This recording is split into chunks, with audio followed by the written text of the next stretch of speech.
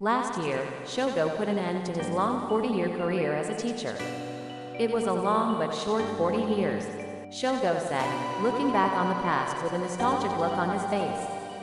Shogo, who spent his youth around 1955, had a 3-year break from work. That was the age I should have had the most fun at. Yes, that was supposed to be the case. Shogo was in his prime during the food shortages after the war, and was in poor health, so he would sometimes cough. Shogo was rather optimistic, and didn't think much of it, thinking, it's probably bronchitis.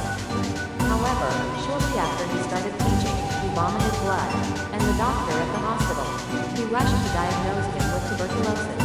At the time, Shogo had a childhood friend named Wako, with whom he had pledged his future, but he thought that she might die, so he left her and was hospitalized.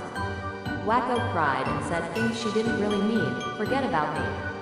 But during the 3 years he was hospitalized, Shogo couldn't forget about Wako, who hadn't even visited him once, let alone written him a letter.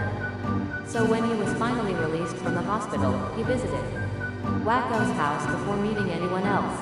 However, Wako had married in an arranged marriage 2 years earlier, and was living with her husband in a country called Peru in South America.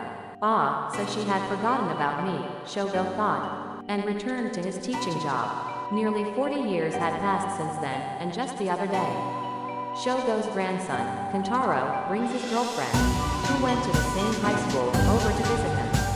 She said she wanted to meet Grandpa. Shogo tilts his head, and she hands him an old letter. Shogo's voice trembles as he reads it. The letter is a love letter that Kazuko had written to Shogo 40 years ago, when he was hospitalized. The girl in front of him is Kazuko's granddaughter. He found the letter a few years ago